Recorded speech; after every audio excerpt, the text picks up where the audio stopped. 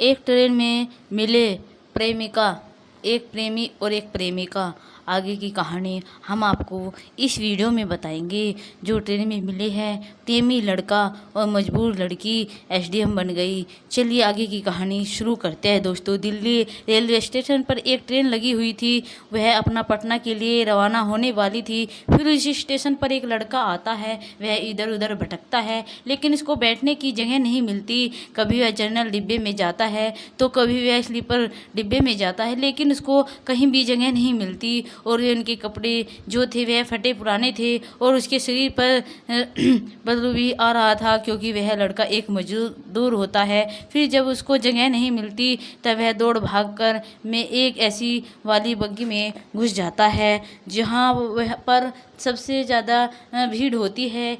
तो एक सीट थी, उसी सीट पर एक लड़की सोई थी और थोड़ा सा जो सीट थी वह खाली थी। वहाँ जाकर वो लड़का बैठ जाता है और पीछे मुड़कर जब उस लड़के को देखता है तो उसके पैरों तले ज़मीन खिसक जाती है, क्योंकि वो लड़की कोई और नहीं होती है। 10 साल पहले ही वे जिसकी लड़की से प्यार करता था उसी की प्रेमिका होती है। और इस समय वह लड़की एकदम हाई फाई हो गई थी और वह एक ऑफिसर भी बन गई थी। यूपीएसएस की एग्ज़ाम क्लियर करके आ रही थी और कुछ दिनों में वह आईएएस ऑफिसर बन जाती है और किसी राज्य में या किसी ज़िले में उनकी पोस्टिंग हो जाती है। उसके बाद दोस्तों जैसे ही उस लड़की की नज़र उस लड़के पर पड़ती है तो लड़का का जो सर होता है वो अपने आप नीचे हो जाता है, क्योंकि दोस्तों यह 10 साल के बाद मिले थे और लड़की एक आईएएस ऑफिसर बन चुकी थी और लड़का जो है एक मेहनत मजदूर करने वाला एक बेरोजगार लड़का होता है। उसके शरीर पर जो कपड़े थे वह भी फटे पुराने होते हैं, उसके शरीर से बदबू भी आ रही थी। और दोस्तों इन दोनों के साथ जो होता है वाकई में आपके आंखों में आंसू आ जाएंगे। आखिरकार वह लड़का और जो लड़की एक दूसरे से जो जितना ज़्यादा प्यार करते थे वह कैसे एक दूसरे से बिछड़ जाते हैं, और लड़का कैसे मजदूर बन जाता है और लड़की कैसे आईएएस ऑफिसर बन जाती है। फिर आगे की कहानी क्या होती है, क्या ये दोनों आपस में मिल पाते हैं या वह दोनों आपस के लिए अलग हो जाते हैं। तो पूरी जो कहानी है दोस्तों वाकई में आपकी आंखों में आंसू ला देगी। तो वीडियो अंत तक बने रहिए और अभी तक आपने इस चैनल को सब्सक्राइब नहीं किया है तो जल्दी से काला बटन दबा दीजिए होगा, जल्दी करो दबाकर सब्सक्राइब कर दीजिए। चलिए और लाइक भी जरूर कर दीजिएगा। चलिए शुरू करते हैं कहानी की शुरुआत दौड़ पर। नमस्कार दोस्तों, दरअसल होली का महीना चल रहा था और यूपी बिहार के भी लड़के होते हैं जो भी होते हैं वे खास करके होली और छठ को अपने घर जरूर जाते हैं। और यही होली का छुट्टी मनाने के लिए वह लड़का भी अपने धाम को छुट्टी लेकर दिल्ली से पटना जाना चाहता है। लेकिन जब वह रेलवे स्टेशन पर जाता है तो वह टिकट कटाने जब जाता है तो वह स्लीपर की सीट पर नहीं मिलती। अगर आप कभी बाहर गए होंगे तो आपको पता ही होगा, स्लीपर का टिकट कटाने के लिए आपको 3 से 4 महीने पहले ही अप्लाई करना पड़ता है। जब उसे स्लीपर का टिकट नहीं मिला तो जो एक वाला टिकट रहता है वह खाली रहता है, लेकिन उसके पास उतने पैसे नहीं होते हैं। वे एक ऐसी वाली टिकट को कटा सकता है। फिर सोचता है कि चलो यार घर ही तो जाना है, चलो जनरल में ही बैठ जाए और दिल्ली स्टेशन पर वह पहुंचता है और जनरल डिब्बे में घुस जाता है। लेकिन जनरल डिब्बे में इतनी ज़्यादा भीड़ होती है, इतना ज़्यादा लोग भरे होते हैं, कहीं बाथरूम तो कहीं होते हैं, कहीं दरवाजे पर लटके हुए होते हैं। वहाँ पर भटकता कि वह लड़का घुटन होने लगती है। फिर कुछ दूर वह ट्रेन जब जाती है और एक रेलवे स्टेशन पर रुकती है तो लड़का जनरल डिब्बे के कैसे उतर के बाहर निकल आता है और वहाँ से निकलने के बाद वह स्लीपर की तरफ जाता है और सोचता है कि चलो यहाँ स्लीपर में ही बैठ जाएगा और जो भी फाइन लगेगा कैसे करके दिया जाएगा। लेकिन जैसे ही वह स्लीपर का फाटक खोलता है तो पता चलता है कि वो फाटक तो अंदर से ही किसी ने लॉक कर रखा है और स्लीपर वाले में भी काफ़ी सारी भीड़ थी। और उसी वक्त ट्रेन जो है वह चल पड़ती है। वह लड़का घबरा जाता है और भागते दौड़ते अचानक से वह गलती से ऐसे डिब्बे में घुस जाता है और वहाँ पर घुसते ही देखता है ये तो ऐसे वाला डिब्बा है, तो सोचता है चलो अब बैठ गए, अब जो भी फाइन होगा ये दे दिया जाएगा। डिब्बे में चलते चलते थोड़ा सा जब अंदर जाता है तो वहाँ पर भी काफ़ी सारे लोग भरे हुए होते हैं, तो उसको एक सीट दिखाई देती है। जो सीट थी वह थोड़ी खाली थी। उस सीट पर एक लड़का लेटा था और जो लड़की लेटी हुई थी, लड़की की मोड़ रखी थी, इसलिए जो वह चुपचाप उसी सीट पर जाकर बैठ जाता है। फिर जो लड़का होता है उसका जब शरीर उस लड़की के पैर से जब थोड़ा सा टकराता है तो लड़की का आंख अचानक से खुल जाती है और वह लड़की लड़के से कहने ही वाली थी कि भैया यहाँ से चले जाइए, यह सिर्फ तो मेरी रिजेक्शन है, लेकिन वह कुछ देखती है इससे पहले ही वह लड़की उस लड़के का जब चेहरा देखती है तो वह रुक जाती है, क्योंकि वह चेहरा है जिसको जो जाना पहचाना लग रहा था और उसकी आवाज़ भी उसको जानी पहचानी लग रही थी। वह लड़की कुछ नहीं बोलती और उस लड़के को देखती ही जा रही थी। फिर कुछ देर देखने के बाद उसके मुंह से निकलता है प्रिय, तब इतना जैसे वह लड़का सुनता है तो पीछे मुड़कर देखता है तो वह लड़की भी उसको जानी पहचानी सी लगती है। वह भी कुछ नहीं बोलने के लिए सोचती है, लेकिन मन में उसके यही बात आती है कि अगर मैंने कुछ बोल दिया ऐसा ना हो कि वह लड़की निकले दिक्कत हो जाए, इसलिए वह नहीं बोलता। लेकिन ये दोनों काफ़ी देर से ताके जा रहे थे, देखे जा रहे थे। फिर भी इसी बीच जो लड़की होती है मुस्कुरा देती है, जो यह लड़का होता है मुस्कुरा देखकर उसको यह भी मुस्कुरा देता है और कहता है कि आप सीट तो नहीं है। फिर लड़की उस सीट से उठकर बैठ जाती है और लड़के को भर नज़र देखती है और कहती है यार तुम तो प्रतीक हो। वह लड़का भी कहता है यार तुम तो स्वीटी हो। ये दोनों एक दूसरे से काफ़ी सारी बातें करते हैं, क्योंकि ये जो प्यार था 10 साल पुराना था। ये लोग जब 10 साल पढ़ा करते थे तो ज़्यादा प्यार करते थे एक दूसरे की तरफ। उसकी रोमांटिक थी, जो एक दूसरे से बांट कर खाया करते थे, जो भी सब्जी रोटी जो भी होता था एक दूसरे से शेयर करते थे। अगर कोई विपत्ति भी आ जाती थी तो ये दोनों एक दूसरे का साथ देते थे और उस विपत्ति का सामना करते थे। ये दोनों इतना एक दूसरे से प्यार करते थे तो आखिरकार अलग क्यों हो गए। फिर ये दोनों रात भर नहीं सोते हैं, उसी सीट पर बैठे हुए होते हैं और पूछते हैं कि आखिर तुम क्या करते हो। वो पूछता है कि तुम क्या करती हो। जो लड़की होती है पूछती है कि अच्छा पहले बताओ कि तुम क्या करते हो। और वहाँ से आ रहे तो लड़का होता है कहता है कि यार मैं तो मेहनत मजदूरी करता हूँ, दिल्ली में ही मैं लेबर का काम करता हूँ। वहाँ पर पत्थर जो है बड़े बड़े उसी को फोड़ता हूँ और ट्रकों पर लादा करता हूँ। लेकिन लड़की इसकी बात नहीं मानती, कहती है यार तुम पढ़ने लिखने में इतना ज़्यादा तेज थे और तुम्हारे जो बायो की सब्जेक्ट थे और जो तुम्हारा मैथ था इतना अच्छा था, तुम लेबर कैसे बन सकते हो। फिर लड़का उस लड़की से कहता है यार मेरी शक्ल को देखकर ऐसे तुमको नहीं लग रहा कि मैं लेबर हूँ या नहीं। मेरे कपड़े देखो फटे पुराने व फटे पहना हो, मजदूर तो वह दूर से ही लग रहा हो, उसके बदन से बदबू आ रही है क्योंकि वह दौड़ते भागते स्टैंड से कैसे तैसे करके घुसा हूँ। जो लड़की होती है उसको उस लड़के की बातों पर थोड़ा विश्वास हो जाता है और वह मान लेती है कि यार लगता है सच में ही बोल रहा है और यह एक मजदूर है। और जब लड़का पूछता है कि तुम बताओ तुम क्या कर रही हो, तो यहाँ से कहाँ जा रही हो। जो लड़की होती है वह कहती है कि मैं दिल्ली में ही रहती हूँ, वहाँ पर एक रूली हूँ रूप में हूँ और वहीं पर पढ़ाई करती हूँ। और दरअसल जो मेरा यूपीएस का जो एग्ज़ाम है वह निकल चुका है और छुट्टियों में घर जा रही हूँ।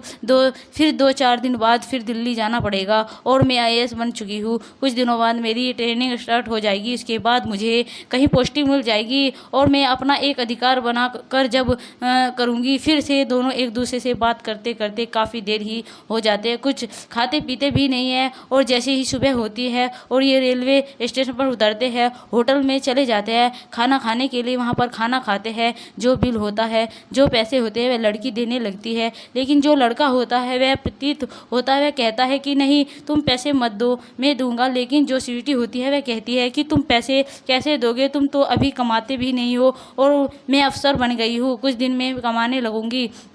पैसे मुझे ही देने दो। लेकिन प्रतीत होता है कि नहीं नहीं, अभी तो तुम नहीं कमा रही हो, जब तुम कमाने लगे तो तुम खर्च कर देना। लेकिन मैं थोड़ा सा ही कमाता हूँ, 4500 ही कमाता हूँ, लेकिन अभी तो फिर मैं फ़िलहाल कमा तो रहा हूँ। तो लड़की भी कुछ नहीं बोलती और पैसे जो है वह प्रतीत देता है, और एक दूसरे से लोग बात करते करते कुछ दूर तक जाते हैं। तो जो स्वीटी होती है प्रतीक से कहती है, अच्छा सब कुछ तो हो गया, यह बताओ कि तुम्हारी एक चचेरी बहन थी जिसका नाम मंजू था, तो वह अब कहाँ है? जो लड़का होता है कि उसकी शादी हो गई है ये भी 1 साल पहले उसकी शादी हुई है, वह तो फ़िलहाल ससुराल में है। जो लड़की होती है स्वीटी, वह कहती है उसका नंबर मिल सकता है, और लड़का कहता है हाँ क्यों नहीं, उसका नंबर देता हूँ। और जो स्वीटी होती है जब फ़ोन लगाने लगती है तो लड़का कहता है कि रुको, अभी फ़ोन मत लगाओ, क्योंकि जो पिताजी है वो और जो मेरे पिताजी है, इन दोनों के बीच में कुछ ज़मीन मामलों में विवाद हो गया है। इसी कारण हम दोनों के घर से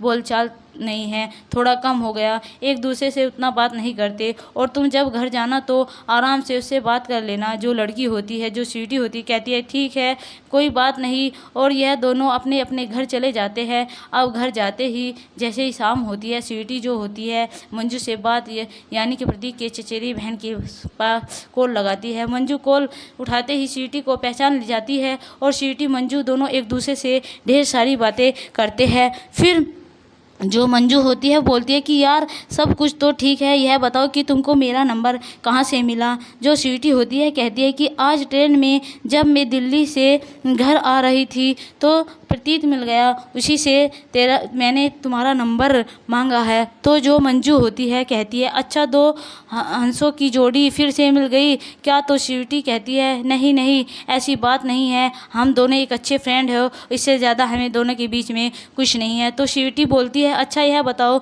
तो वह लड़का था तो वह नहीं मिल सका था मुझे, लेकिन तुम लड़की थी, कभी मेरे घर आ सकती थी, मुझसे बात कर सकती थी। 10 साल हो गए हम दोनों के बिछड़े हुए, और कोई किसी से बात नहीं किया। तब से लोग जितने भी दोस्त थे सब लोग अलग अलग हो गए। जो मंजू होती है स्वीटी से कहती है कि यार मैं तुमसे बात करना तो चाहती थी, तुम्हारे घर भी आना चाहती थी, लेकिन जब मैं तुम्हारे भाई ने से प्रतीक को मारा तब मैं तुम्हारा घर छोड़ दूँ। अगर मैं तुम्हारे घर जाती भी तो लोग यह सोचते कि प्रतीक के कहने पर मैं तुम्हारे घर जा रही हूँ, और कोई मामला अलग है। फिर जो स्वीटी होती है उसको यह बात समझ नहीं आती, कहती है कि मेरा भाई प्रतीक तुम्हारा है, यह सब हो गया मेरे पीठ पीछे। तो मंजू कहती कि अब जानबूझकर अनजान मत बनो, शायद तुम ही बोल दी थी तभी तुम्हारा भाई प्रतीक को मारा था। फिर स्वीटी बोली है यार मुझे तो सच में पता नहीं इसके बारे में। तो मंजू कहती है क्या सचमुच तुमको इसके बारे में नहीं पता क्या? जो स्वीटी होती है कहती है यार मैं मम्मी कसम खाकर कहती हूँ मुझे ये सब कुछ भी नहीं पता कि मेरे पीठ पीछे सब क्या हो रहा है, और क्या तुम सब के बारे में मुझे अच्छे से बता सकती हो? तो मंजू कहती है हाँ क्यों नहीं, जब तुम दोनों 10 साल में 10वीं में पढ़ रहे थे तो एक दूसरे से इतना अटैच हुए करते थे, एक दूसरे के करीब रहा करते थे। तो उसी बीच तुमको याद होगा कि बीच तुम और मुझसे थोड़ा सा अनबन हो गई थी, और उसी अनबन के बीच जो प्रतीत वो मुझे एक प्रेम पत्र दिया था, लव लेटर दिया था कि तुम स्वीटी को दे देना। और मैं इतना गुस्सा थी कि तुमको उस समय में प्रेम पत्र को फाड़कर फेंक दिया, और प्रतीक से जाकर कह दिया कि जो प्रेम पत्र था वह स्वीटी मेरे मुंह पर ही फाड़कर फेंक दी। अब जो प्रतीत हुआ वह थोड़ा सा उदास हो जाता है, लेकिन ऐसे ही 1-2 साल बीत जाते हैं, और जब भी तुम गर्ल्स स्टर हो जाती हो प्रतीक भी तुम्हारे कॉलेज में चला जाता है। और फिर कुछ दिनों के बाद जो प्रतीत होता है वह फिर सोचता है कि क्यों ना तुमको एक फिर पत्र दिया जाए, शायद तुम इस बार मान लो। कि फिर स्वीटी कहती है कि हाँ, तब उसके बाद क्या हुआ? तो मंजू कहती है कि क्या तुम्हें याद है तुम्हारे घर एक लड़की आया करती थी जिसका नाम था प्रियंका? जो स्वीटी कहती है हाँ उसको तो मुझे पता है अच्छे से, उससे अब भी मुझसे बात होती रहती है, कभी कभी वो मेरे घर भी आ जाती है। तो मंजू कहती है उसी का एक भाई था, क्या तुम्हें पता है? तो स्वीटी कहती है कि हाँ उसका एक भाई तो था। तो मंजू कहती है उसका भाई जो भाई था और जो प्रतीत था वह दोनों आपस में फ्रेंड थे, और प्रतीत जो सारी बातें प्रियंका के भाई से जब बताता है तो प्रियंका का भाई कहता है कि ऐसा करो, जब मेरी बहन हमेशा उसके घर आती है जाती है, तुम एक लेटर लिख कर दे दो और मैं कैसे भी करके तब तुम तक पहुंचा दूंगा। प्रतीक फिर एक लेटर लिखवा देता है, फिर प्रेम पत्र लिखता है स्वीटी के लिए। दोनों मिलकर जब प्रियंका को देते हैं और कहते हैं कि यह प्रेम पत्र तुम स्वीटी तक पहुंचा देना। जो प्रियंका होती है वह उस प्रेम पत्र को तुम तक ना पहुंचाकर वह तुम्हारे भाई को दे देती है, क्योंकि उस समय तुम्हारे भाई और प्रियंका में अफेयर चल रहा था, वे एक दूसरे से प्यार करते थे। तो जो तुम्हारा भाई था वह प्रेम पत्र ले लेता है और पढ़ लेता है बढ़िया से, और उस प्रतीक का मारने के लिए 2 दिन 3 दिन लड़कों को लगाता है और मारपीट कर वह लोग चले जाते हैं। और प्रेम पत्र जो होता है फिर उसके माँ बाप को लाकर दिखाते हैं और कहते हैं कि देखो तुम्हारा बेटा क्या कर रहा है, पढ़ने जाता है या लौंडियाबाजी करने जाता है। तो उसके पिताजी यानी उसके मेरे चचेरे चाचा जी प्रतीक को बहुत बोलते हैं, बहुत खरी खोटी सुनाते हैं। और इसी बीच एक लड़का था उसी गांव का, वह दिल्ली जा रहा था। तो प्रतीक होता है वह इस सब बातों को बर्दाश्त नहीं कर पाता और उसी लड़के के साथ दिल्ली भाग जाता है। वहां पर जाता है तो वह लगातार 6 महीने रह जाता है। उसके बाद जब वह 6 महीने बाद घर आता है एक एडमिशन कराने के लिए, जब बीए में एडमिशन कराने के लिए जाता है तो पता चलता है कि एडमिशन तो बंद हो चुके हैं, अब एडमिशन नहीं हो रहा है। फिर उसके पिताजी उसके खरी खोटी सुनाते हैं। उसके बाद वह फिर दिल्ली भाग जाता है, फिर वह रहने लगता है और कभी कभी वह आ जाता है, लेकिन अब पढ़ाई लिखाई में वह बहुत दूर हो चुका है। फिर स्वीटी जब ये सब बातें को सुनती है तो कहती है कि यार मुझे तो विश्वास नहीं हो रहा है, क्या सच में सब हुआ? तो मंजू कहती है कि हाँ, अगर तुमको विश्वास ना हो तो एक बार तुम प्रियंका से भी पूछ लो। तो स्वीटी प्रियंका के पास फ़ोन लगाती है और उस सब कुछ पूछती है। तो प्रियंका कहती है कि हाँ सब सही बातें हैं और मैंने ही तुम्हारे भाई से प्रेम पत्र था और तुम्हारे भाई को दे दिया था। जो स्वीटी होती है वह कहती है कि बहुत अच्छा किया तुमने, अब मेरे मोबाइल पर फ़ोन मत करना तुम। उसके बाद स्वीटी तुरंत फ़ोन लगा काट देती है उस मंजू के पास और कहती है कि यार सच में मुझे इस बात के बारे में नहीं पता था। अच्छा और बताओ कि वह कुछ मेरे बारे में कह रहा था, क्या यह तो नहीं स्वीटी प्रीति को पसंद करती थी? अब क्योंकि इसको पता हो गया था कि प्रतीक मेरे लिए इतना सब कुछ किया तो ये और अपनी स्टोरी सुनाने के लिए और ही मंजू को उकसावा जा रहा था कि और बताओ फिर क्या हुआ। क्योंकि कोई भी लड़का किसी लड़की के पीछे जब दीवाना हो जाता है तो लड़की को बहुत मज़ा आता है। इस समय में फिर मंजू कहती है कि हाँ, जब मेरी शादी थी तो वह बहुत सारा दारू पी लिया था, शराब भी पी लिया था और तुमको बहुत गंदी गंदी गाली दे रहा था, उल्टा सीधा कह रहा था, तुमको बोल रहा था कि उसी के चक्कर में मैं बर्बाद हो गया, नहीं तो मैं कहीं और होता। आज उसी के चक्कर में मुझे मजदूरी करनी पड़ रही है। फिर सृष्टि जब कुछ अच्छे से सुना लेती तो मंजू से कहती है कि अच्छा छोटो ये सब, यह बताओ कि प्रतीक को मोबाइल नंबर मिल जाएगा क्या? तो मंजू कहती है कि हाँ क्यों नहीं। प्रतीक का मोबाइल नंबर स्वीटी को दे देता है। अब स्वीटी जो होती है वह फ़ोन लगाती है प्रतीक के पास। प्रतीक फ़ोन उठाता है तो पहचान जाता है आवाज़ और कहता है कि और बताओ क्या हालचाल है, तुमको मेरा मोबाइल नंबर कहाँ से मिल गया? स्वीटी कहती है वे सब छोड़ो, मैंने सुना है कि तुम मेरी बहुत नाम लिया करते हो और हमेशा मुझे याद किया करते हो। तो प्रतीक जो है वह कुछ नहीं बोलता। फिर कहता है और नाम तो सभी लेते हैं, जब तुम शराब पीते हो तब प्रतीक समझ जाता है कि वह किस बारे में बात कर रही थी। तो प्रतीक जो होता है फिर माफ़ी के मांगने लगता है और कहता है कि यार तुमको उल्टा सीधा बोल दिया, मुझे माफ़ कर दो। तो अच्छा चलो और बताओ, तुम मुझे माफ़ कर दो क्योंकि मुझे एक सच इस सच के बारे में नहीं पता था। जो भी प्रेम पत्र लिखा करते थे वो आज मेरे पास पहुंचा ही नहीं। ऐसी ऐसी बातें हुई, कभी तो वो प्रेम पत्र मंजू फाड़ दिया तो कभी प्रेम पत्र मेरे भाई के पास पहुंचा दिया।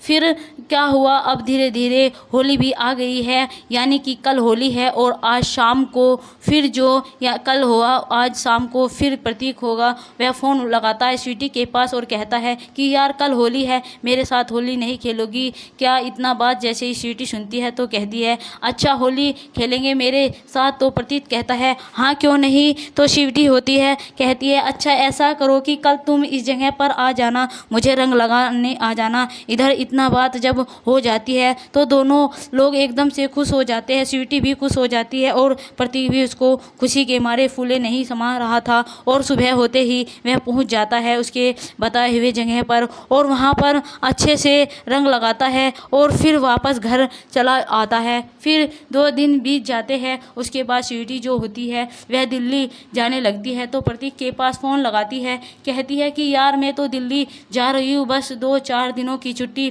पर मैं आई थी और मैं अकेले नहीं जाना चाहती, तुम भी मेरे साथ चलो। लेकिन जो प्रतीक होता है, नहीं यार अभी तो मैं जल्द ही आया हूँ, अभी 1-2 महीने रहूँगा तब मैं दिल्ली आऊँगा। लेकिन जो स्वीटी होती है, नहीं यार मुझे अकेले जाने का मन नहीं कर रहा है, अगर तुम भी साथ नहीं चलोगे तो ट्रेन अच्छे से सफ़र कटेगा, एक दूसरे से अच्छी बातचीत होगी और धीरे धीरे पहुंच जाते हैं। जो प्रतीत होता है वह बात सुनकर वे खुश हो जाता है और कहता है ठीक है कोई बात नहीं, चलो मैं भी दिल्ली चलूँगा। और यह दोनों दिल्ली निकल जाते हैं और जैसे ही दिल्ली पहुंचते हैं तो स्वीटी होती है वह प्रतीक को अपने रूम पर ले जाती है कि देखो यही मेरा छोटा सा रूम है, यहीं पर मैं पढ़ करती थी और यहीं पर पढ़ते पढ़ते मैं IAS बन चुकी हूँ और कुछ दिनों में मेरी पोस्टिंग भी हो जाएगी। उसके बाद चाय बनाती और प्रतीक को चाय पिलाती। उसके बाद वह कहती ठीक है अब मैं जा रही हूँ कोचिंग में और प्रतीक भी घर कहता है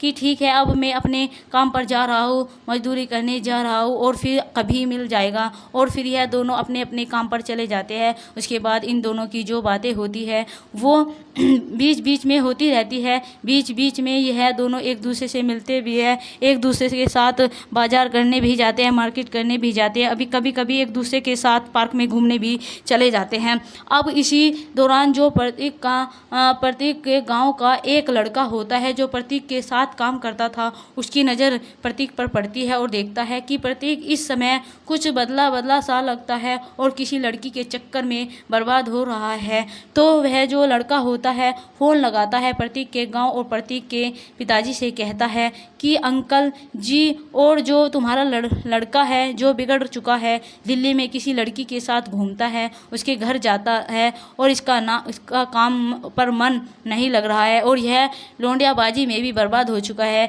अब जो प्रतीक के पिताजी होते हैं यह बात सुनकर थोड़ा उदास होते हैं और प्रतीक के पास फ़ोन लगा देते हैं और कहते हैं कि देखो बेटा अब जो हुआ सो हुआ, अब इससे ज़्यादा कुछ नहीं होना चाहिए क्योंकि मैं तुम्हारे लिए शादी के लिए लड़की ढूंढ रहा हूँ। अगले साल जब तुम घर आओगे फिर दोबारा मैं तुम्हारी शादी करा दूंगा। और 2-4 बातें बोलकर वह फ़ोन कर रख देते हैं। अब इधर प्रतीक उदास हो जाता है और फ़ोन लगा देता है स्वीटी के पास, कहता है देखो यार मेरे पिताजी तो मेरे साथ मेरे लिए शादी के लिए लड़की ढूंढ रहे हैं और तुम ही बताओ क्या करूँ। तो स्वीटी होती है, कहती है अच्छा यह बताओ तुम मुझे पसंद करते हो या नहीं। प्रतीक खुश हो जाता है, कहता है कि यार पसंद तो करता हूँ लेकिन कहाँ तुम एक IAS ऑफिसर बनने वाली हो और कहाँ मैं एक छोटा सा मजदूर, मेरे लिए तो 2 वक्त की रोटी भी हाई फाई रहने वाली लड़की, इतना IAS में हमारी जोड़ी कैसी हो सकती है। तो लड़का बोलता है अच्छा बताओ तुम मुझे पसंद करते हो या नहीं। प्रतीक कहता है कि हाँ मैं तो पसंद करता हूँ तुमको। जो लड़की होती है कहती है ऐसा करो तुम फैमिली में किसी सदस्य से कह दो कि मैं शादी कर चुका हूँ। वह बोला किससे मैं कहूँ। स्त्री कहती है ऐसा कर लो कि तुम सिर्फ अपनी माँ से बोलो और अपनी माँ से बता देना कि यह बात किसी को न बताए और चलो हम दोनों मंदिर में शादी कर लेते हैं। अब इतना बात जब प्रतीक सुनता है तो वह खुश हो जाता है। यह दोनों सच में जाकर एक मंदिर में जाकर शादी कर लेते हैं और कोर्ट में भी लिखवा लेते हैं कि हम लोग एक दूसरे से शादी कर चुके हैं। और फिर जो प्रतीत होता है वह अपनी माँ के पास फ़ोन लगाता है और कहता है कि देखो माँ तुम्हारी बहू है और IAS बनने वाली है, अब मेरे रिश्ता लेकर जो भी घर आए उसे मना कर देना। माँ नहीं कहती ठीक है बेटा, अगर तुमको इसी में खुशी है तो तुम अपनी शादी रचा लो। उसके बाद कुछ दिन बीतते हैं। जो लड़की होती है स्वीटी होती है, उसका डेट आ जाता है ट्रेनिंग वाला। अब उसको फॉर्म भरना होता है और उसका एक बॉक्स होता है कि आप शादीशुदा हो या नहीं। तो लड़की होती है वह लिख देती है कि हाँ मैं शादीशुदा हूँ। उसके बाद वह ट्रेनिंग में चली जाती है, IAS की ट्रेनिंग पर चली जाती है और जो लड़का होता है वह भी उसकी ट्रेनिंग सेंटर के बगल में ही कमरा ले लेता है और वहाँ पर रहता है। और कभी कभी वह दोनों एक दूसरे से मिल भी लिया करते थे। लेकिन उसकी माँ होती है लड़के की, वह इस बात को पचा नहीं पाती और लगती है धीरे धीरे शोर बड़ा करने, जो मेरी बहू है वह तो आईएएस बन चुकी है, अब कोई इसकी बात को माना नहीं करता। अब यह बात उठते उठते पहुंच जाती है स्वीटी के घर। अब स्वीटी के घर जैसे यह बात पहुंचेगी तो उसके फैमिली वाले भी तंग रह जाते हैं कि आखिरकार मेरी बेटी एक आईएएस ऑफिसर होकर एक मजदूर से भला शादी कैसे करेगी। अब उसके पिताजी स्वीटी को बुलाते हैं, उससे भी पूछते हैं कि क्या यह सब ये फैल रही है या सच है। नहीं, स्वीटी भी कह देती है, हाँ पिताजी यह सब सच है, मैं प्रतीक से प्यार करती हूँ, उससे मैं शादी कर चुकी हूँ और वह मेरा हस्बैंड रहेगा, किसी से मैं शादी अब नहीं करूँगी। अब स्वीटी कहती है, पिताजी अपनी बेटी को पढ़ा लिखा कर एक अफसर बना दिया, अगर मैं इस पर जोर दे ज़बरदस्ती करूँगा तो शायद वह हाथ से फिसल जाएगा और यह लोग मैरिज किया और जो विवाह किया है यह भी कानूनी तौर पर किए हैं, तो इसे अब दखल देना एक बेवकूफ़ी होगी। और वह भी इस शादी को एक्सेप्ट कर लेते हैं, कबूल कर लेते हैं और यह दोनों जो प्यार होता है वह अंत में मिल जाते हैं और एक दूसरे से ये लोग धूमधाम से शादी रचाते हैं और एक दूसरे के साथ ये लोग अपना जीवन बिताने लगते हैं। तो दोस्तों यह कहानी आपको कैसी लगी? अगर थोड़ी सी भी अच्छी लगी हो तो चैनल सब्सक्राइब और वीडियो को लाइक ज़रूर कर देना और हाँ प्यारा सा कमेंट ज़रूर कर देना दोस्तों एक अच्छी वीडियो के साथ। तब तक नमस्कार दोस्तों।